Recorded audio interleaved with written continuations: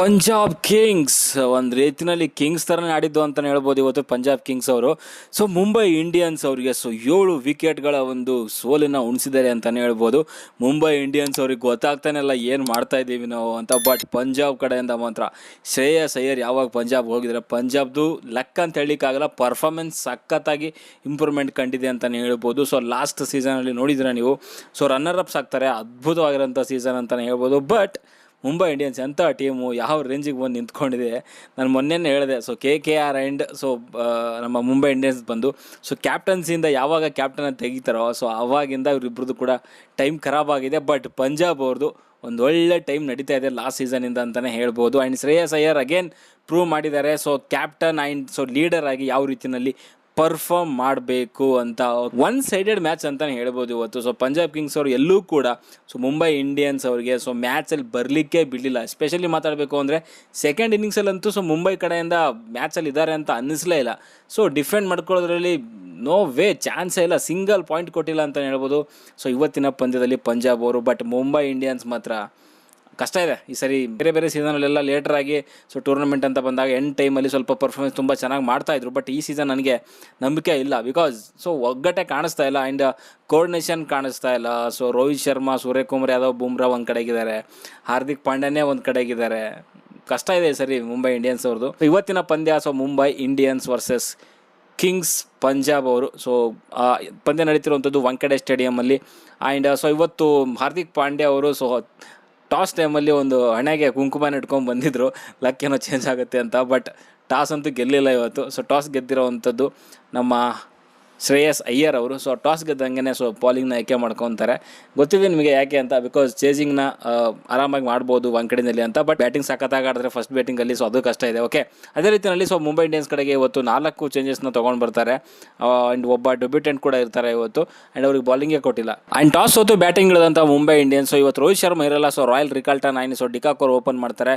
But royal Rickelton ಅವರು so Rickelton ಅವರು so 2 run ಮಾತ್ರ ಮಾಡುವಂಥದ್ದು. ಹರ್ಷದೀಪ್ ಅವರ ಬಾಲಿಂಗಲ್ಲಿ ಶಶಾಂಕ್ ಸಿಂಗ್ ಅವರಿಗೆ ಒಂದು ಕ್ಯಾಚ್ ಕೊಟ್ಟು ಔಟ್ ಆಗ್ತಾರೆ. ಸೊ ಅವ್ರು ನಾರ್ಮಲಿ ಪರ್ಫಾರ್ಮ್ ಮಾಡ್ತಾರೆ, ಬಟ್ ಇವತ್ತೇನಾಗಿತ್ತೋ ಗೊತ್ತಿಲ್ಲ, ಸೊ ಬೇಗನೆ ಔಟ್ ಆಗ್ತಾರೆ ಅಂತಲೇ ಹೇಳ್ಬೋದು. ಕೇವಲ 2 ರನ್ ಮಾಡಿ, ಅದು 8 ಬಾಲ್ಗಳಲ್ಲಿ ಅಂತಲೇ ಹೇಳ್ತೀನಿ. ಒಂದು ಕಡೆಗೆ ಸೊ ಡಿಕಾಕ್ ತುಂಬ ಚೆನ್ನಾಗೇ ಬ್ಯಾಟ್ ಮಾಡಿದ್ದಾರೆ, ಇವತ್ತು ಸೆಂಚುರಿ ಕೂಡ ಹೊಡೆದಿದ್ದಾರೆ, ಅದ್ರ ಬಗ್ಗೆ ಮಾತಾಡೋಣ.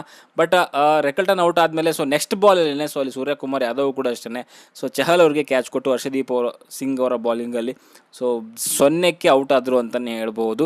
ಆ್ಯಂಡ್ ಚಹಲ್ ತುಂಬ ಒಳ್ಳೆ ಕ್ಯಾಚ್ ಹಿಡಿದ್ರು. ಅದನ್ನ 2 ವಿಕೆಟ್ ಹೋದ್ಮೇಲೆ ಸೊ ನಮ್ಮಂದಿರ್ ಅವರ ಒಂದು ಕ್ಯಾಚ್ ಕೂಡ ಮಿಸ್ ಮಾಡ್ತಾರೆ ಯುಜ್ವೇಂದ್ರ ಚಹಲ್ ಅವರು.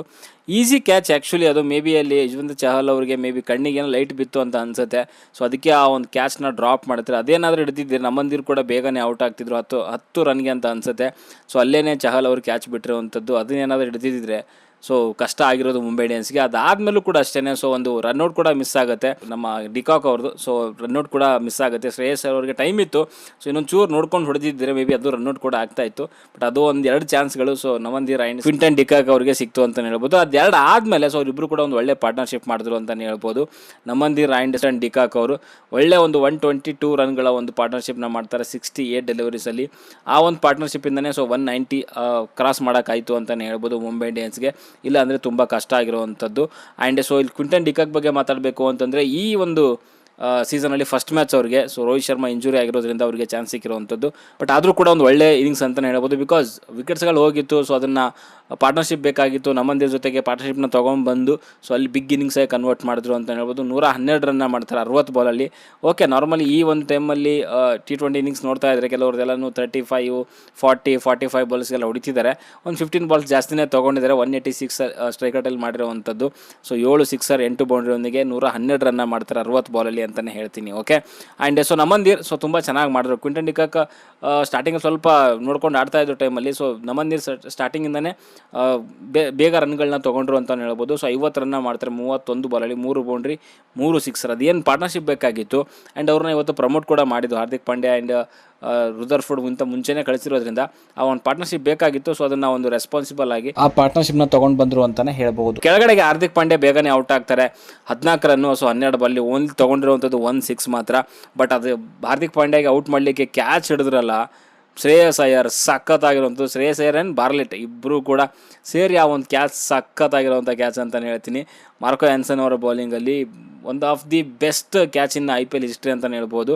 ಅಂಥ ಒಂದು ಕ್ಯಾಚ್ ಅಂತಲೇ ಹೇಳ್ತೀನಿ. ಕೆಳಗಡೆಗೆ ರುದರ್ಫೋರ್ಡ್ 1 ರನ್ನು 5 ಬಾಲಲ್ಲಿ. ಲಾಸ್ಟ್ ಮ್ಯಾಚ್ RCB ವಿರುದ್ಧ ತುಂಬ ಚೆನ್ನಾಗಿ ಆಡಿದರು. ಸೊ ಅದಕ್ಕೋಸ್ಕರ ಅವ್ರನ್ನ ತಿಲಕ್ ವರ್ಮಗಿಂತ ಮುಂಚೆ ಕಳಿಸಿದ್ರು. ಏನೂ ಮಾಡೋಕ್ಕಾಗಿಲ್ಲ ಅಂತಲೇ ಹೇಳ್ಬೋದು. ಬೋಲ್ಡ್ ಆಗ್ತಾರೆ ಹರ್ಷದೀಪ್ ಸಿಂಗ್ ಬೌಲಿಂಗಲ್ಲಿ. ನೆಕ್ಸ್ಟ್ ಬಂದ ತಿಲಕ್ ವರ್ಮ 8 ರನ್ನು 3 ಬಾಲಲ್ಲಿ 2 ಬೌಂಡ್ರಿ ತೊಗೊತಾರೆ. ಒಟ್ಟಾರೆಯಾಗಿ ಸೊ ಮುಂಬೈ ಇಂಡಿಯನ್ಸ್ ಸ್ಕೋರ್ 195 ಆಗುತ್ತೆ. ಸೊ ಸ್ಟಾರ್ಟಿಂಗಲ್ಲಿ ಸ್ವಲ್ಪ ಕಷ್ಟಪಟ್ಟರು. ಪವರ್ ಪ್ಲೇನಲ್ಲಿ ಕೇವಲ ಬಂದಿರುವಂಥದ್ದು 48 ರನ್ಗಳು. ಸೊ 2 ವಿಕೆಟ್ ಕಳ್ಕೊತಾರೆ. ಆ್ಯಂಡ್ ಮಿಡ್ಲ್ ಓವರ್ಸಲ್ಲಿ ತುಂಬ ಚೆನ್ನಾಗಿ ಮಾಡಿದ್ದಾರೆ. Almost so 11 runs per over ಮಾಡಿದ್ದಾರೆ. ಬಟ್ ಡೆತ್ ಓವರ್ಸಲ್ಲಿ ಕೂಡ ಅಷ್ಟೇ ಕೇವಲ ಮಾಡಿರುವಂಥದ್ದು 34 ರನ್ ಅಂತ ಅನಿಸುತ್ತೆ.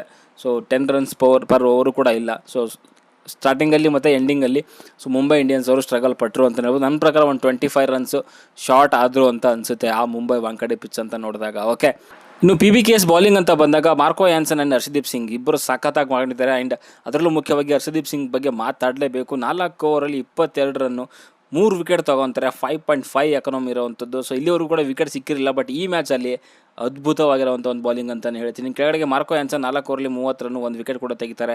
7.5 ಎಕನಾಮಿನಲ್ಲಿ ತುಂಬ ಒಳ್ಳೆ ರೀತಿಯ ಬೌಲಿಂಗ್ ಅಂತಲೇ ಹೇಳ್ತೀನಿ. ತುಂಬ ದುಬಾರಿಯಾಗಿದ್ದು ಅಂತಂದರೆ ಚಹಲ್ ಅವರು. ಸೊ 15 ಎಕನಾಮಿ 1 ವಿಕೆಟ್ ಇಲ್ಲ, 3 ಓವರಲ್ಲಿ 45 ರನ್ನು.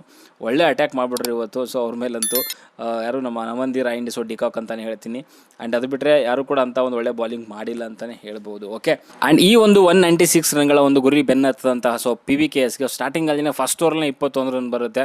ಒಂದು ಒಳ್ಳೆ ಸ್ಟಾರ್ಟ್ ಅಂತಲೇ ಹೇಳ್ಬೋದು. ಬಟ್ ಪ್ರಿಯಾಂಶ್ ಆರ್ಯ ಅವರು ಸೊ 15 ರನ್ ಮಾಡಿ 9 ಬಾಲಲ್ಲಿ ಸೊ ಔಟ್ ಆಗ್ತಾರೆ. ಸೊ ಅಲ್ಲಿ ಗಜನ್ಫರ್ ಅವರ ಬೌಲಿಂಗಲ್ಲಿ ಸೊ ದೀಪಕ್ ಚಹರ್ ಅವರಿಗೆ ಕ್ಯಾಚ್ ಕೊಟ್ಟು ಔಟ್ ಆಗ್ತಾರೆ ಅಂತಲೇ ಹೇಳ್ಬೋದು. ಆ್ಯಂಡ್ ಸೊ ಕೂಪರ್ ಕೆನಲ್ಲಿ ಸೊ 1 ರನ್ ಬಂದಿರುವಂಥದ್ದು. ಅವರು ಕೂಡ ಅಷ್ಟೇ ಒಂದು ಸ್ಟಾರ್ಟ್ ತೊಗೊತಾರೆ.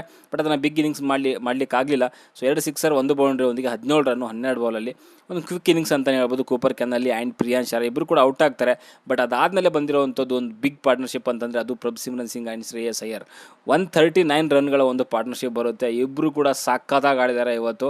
ಅದರಲ್ಲೂ ಮುಖ್ಯವಾಗಿ ಮಾತಾಡಬೇಕು ಅಂತಂದರೆ ಪ್ರಭ್ಸಿಮ್ರನ್ ಸಿಂಗ್ ಸೊ ಲಾಸ್ಟ್ ಸೀಸನ್ಲೆಲ್ಲನೂ ಸೊ ಬಿಗ್ ಇನ್ನಿಂಗ್ಸ್ ಬರ್ತಾ ಇರಲಿಲ್ಲ. ಓನ್ಲಿ ಒಂದು ಚಿಕ್ಕ ಇನ್ನಿಂಗ್ಸ್ಗಳು ಬರುವಂಥದ್ದು, ಕಮ್ಮಿ ಬಾಲಲ್ಲಿ ಸೊ ಜಾಸ್ತಿ ರನ್ ಹೊಡೆಯುವಂಥದ್ದು, ಆ ಥರದ್ದು ಇನ್ನಿಂಗ್ಸ್ ಬರ್ತಾಯಿದ್ದು. ಬಿಟ್ಟರೆ ಒಂದು ಆ ರೆಸ್ಪಾನ್ಸಿಬಲ್ ಆಗಿ ಮ್ಯಾಚ್ ಫಿನಿಷ್ ಮಾಡೋವಂಥ ಇನ್ನಿಂಗ್ಸ್ ಬರ್ತಾ ಇರಲಿಲ್ಲ. ಬಟ್ ಈ ಸಾರಿ ಒಂದು ಒಳ್ಳೆ ಇನ್ನಿಂಗ್ಸ್ಗಳನ್ನ ತೊಗೊಂಬರ್ತಿದೆ ಪ್ರಭ್ಸಿಮ್ರನ್ ಸಿಂಗ್ ಅಂತಲೇ ಹೇಳ್ಬೋದು. 80 ರನ್ನ ಮಾಡ್ತಾರೆ 39 ಡೆಲಿವರೀಸಲ್ಲಿ, 11 ಬೌಂಡ್ರಿ, ಎಲ್ಲ ಗ್ರೌಂಡ್ ಶಾಟೇ ಆಡಿರುವಂಥದ್ದು. ಎತ್ತು ಕೂಡ ಆಡಿಲ್ಲ, ಕೇವಲ ಹೊಡೆದಿರುವಂಥದ್ದು 2 ಸಿಕ್ಸು.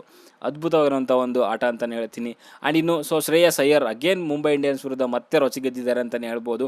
66 ರನ್ನು 35 ಬಾಲಲ್ಲಿ 5 ಬೌಂಡ್ರಿ 4 ಸಿಕ್ಸರ್ಗಳೊಂದಿಗೆ 188 ಸ್ಟ್ರೈಕ್ ರೇಟ್ನಲ್ಲಿ ಸಖತ್ತಾಗಿರುವಂಥ ಒಂದು ಬ್ಯಾಟಿಂಗ್ ಅಂತಲೇ ಹೇಳ್ತೀನಿ.